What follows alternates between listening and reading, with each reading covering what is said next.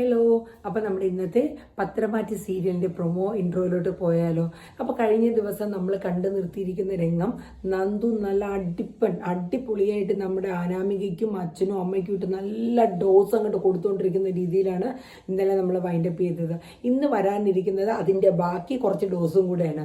നല്ല രീതിക്ക് അനാമികയ്ക്ക് ഇട്ട് കൊടുക്കുന്നുണ്ട്. എടി, നിന്റെ ഭർത്താവിനെ നീ നല്ല രീതിയിൽ നോക്കി എടുത്ത് കൊണ്ടുവന്നില്ലെങ്കിൽ നിൻ്റെ നിന്ന് എന്നിലോട്ട് വന്നു കഴിഞ്ഞാൽ അത് നിന്റെ പിടിപ്പ് തന്നെയാണെന്ന് നന്ദു പറയുന്നുണ്ട്. കാര്യം എന്ന് വെച്ചാൽ ഇപ്പോഴും അനിക്ക് എന്നോട് സ്നേഹമാണ്. തിരിച്ച് എൻ്റെയും മനസ്സ് മാറി ഞാൻ അനീനെ ഇപ്പോൾ ഇഷ്ടപ്പെടുന്നുണ്ട്. അത് മാറ്റിയെടുത്ത് കൊണ്ടുവരേണ്ടത് നിന്റെ ചുമതലയാണ്. അപ്പം അത് ഇനി നീ അതിനായിട്ട് ശ്രമിച്ചില്ലെങ്കിൽ ചിലപ്പോൾ ഞങ്ങൾ വേറെ പല രീതിയിലും ഞങ്ങൾ മാറി മറിഞ്ഞു എന്ന് വരും. എന്ന് വെച്ചാൽ അനിയും നന്ദു ഒന്നിക്കും എന്നുള്ള രീതിയിൽ ഒരു താക്കീത് നമ്മുടെ അനാമികയ്ക്ക് ഇട്ട് കൊടുക്കുകയാണ്. അപ്പോൾ എന്നിട്ട് പിന്നെ നേരെ അവൾ പറയണതുണ്ട്, എടി നിനക്കൊക്കെ അനന്തപുരി തറവാട്ടിലെ ഗേറ്റ് കിടക്കാനുള്ള യോഗ്യത ഉണ്ടോ എന്ന് ചോദിക്കും. അപ്പോൾ തിരിച്ച് അനാമിക പറയുന്നുണ്ട് അത് മറ്റു പലർക്കും അവിടെ ഇല്ല എന്ന് പറയും. അതായത് അവളെ ചേച്ചിമാരെ ഉദ്ദേശിച്ച് നന്ദുവിൻ്റെ.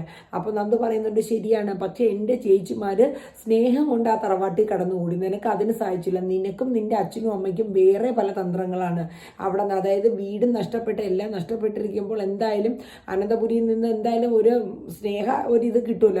അതിനൊക്കെ വേണ്ടിയിട്ട് തന്നെയാണ് നീയൊക്കെ അവിടെ നമ്പി നിൽക്കണേന്നുള്ള കാര്യം എനിക്കറിയാം. പിന്നെ നീയൊക്കെ ചെയ്തു കൂട്ടിയ ഓരോ കൃത്യങ്ങൾ ഞാൻ കുത്തിപ്പൊക്കി എടുത്തു കഴിഞ്ഞാൽ കയ്യിൽ നിൽക്കാവുന്ന കേസുകളല്ല എന്നൊക്കെ പറഞ്ഞിട്ട് അങ്ങോട്ട് പേടിപ്പിക്കണേ. എൻ്റെ നേരെ അല്ല. എന്നിട്ട് നന്ദൂൻ്റെ അടുത്ത് തന്നെ പറയുന്നുണ്ട്, നിന്നെ തല്ലയല്ല വേണ്ടത് ഈ കാണിച്ചു കൂട്ടലിനൊക്കെ, നിന്നെ കഴുത്തിൽ പിടിച്ച് നിൽക്കുക വേണ്ടതെന്ന് പറഞ്ഞ് നന്ദു നല്ല ഡോസ് അങ്ങോട്ട് കൊടുക്കണം. അത് കഴിഞ്ഞ് നേരെ അനാമികയുടെ അച്ഛൻ്റെ നേരെ തിരിഞ്ഞിട്ട് പറയടോ വേണു, താൻ ഇതുവരെ കാണിച്ച ഈ ചീപ്പ് തേർഡ് റേറ്റ് പരിപാടികളൊക്കെ ഇതോടുകൂടി വെച്ച് കെട്ടിക്കണം, ഇല്ലെങ്കിൽ താൻ ഇനി ഇരുന്ന് താൻ ആഹാരം കഴിക്കില്ല എന്ന രീതിയിൽ പറഞ്ഞിട്ട് നന്ദു വാണിംഗ് കൊടുത്തുകൊണ്ട് അവിടെ നിന്ന് ഇറങ്ങുന്ന രംഗമാണ് കാണിക്കുന്നത്. അത് കഴിഞ്ഞ് പിന്നെ അബിയും നവ്യയും സംസാരിക്കുകയാണ് അവരുടെ വീട്ടിൽ. അതായത് അബി റൂമിലോട്ട് കയറി വരുമ്പോൾ നവ്യ അങ്ങോട്ട് തിന്നാൻ നിൽക്കും കണക്ക് ദേഷ്യത്തിൽ അങ്ങോട്ട് നിൽക്കുകയാണ്.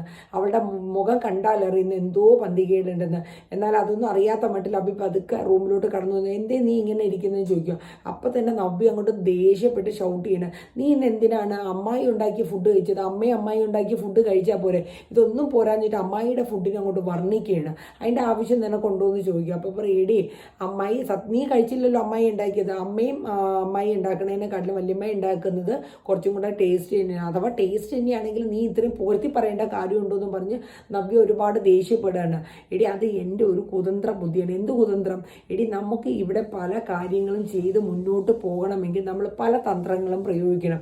അതിന് ഏറ്റവും ഉത്തമം ഈ വീട്ടിൽ ഇപ്പോൾ അനാമികയാണ്. അതുകൊണ്ട് അവളെ മുന്നിൽ നിർത്തി നമുക്ക് കളിക്കണം.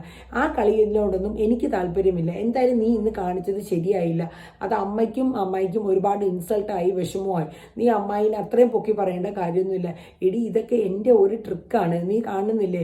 ഇവിടെ എപ്പോഴും ആദർശിന് കൊടുക്കുന്ന ബഹുമാനം എനിക്കത് കിട്ടുന്നുണ്ട്, പല കാര്യങ്ങളിലും എനിക്കതില്ല.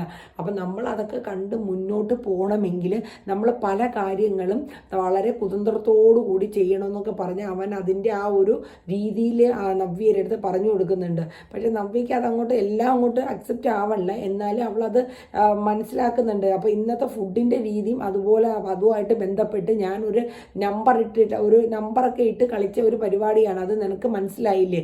ആ രീതിയിൽ വേണം നമ്മൾ ഇനി മുന്നോട്ട് പോകേണ്ടതെന്ന് പറയുന്നുണ്ട്. പിന്നെ നേരെ കാണിക്കുന്നത് നമ്മുടെ അനാമികയാണ്.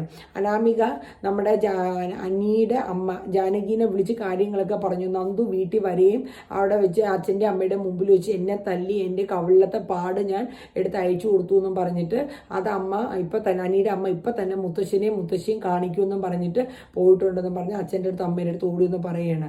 അപ്പോൾ വേണു പറയുന്നുണ്ട്, അതായത് അനാമികയുടെ അച്ഛൻ പറയുന്നുണ്ട്, പക്ഷേ ഇത് ഇങ്ങനെ പോയാൽ പറ്റില്ല, എവള് രാത്രി കയറിയാണെങ്കിൽ നമ്മളെ തല്ല് കൊള്ളാമെന്നല്ലേ പറ്റുള്ളൂ എന്ന് ഈ വേണു പറയുന്നുണ്ട്.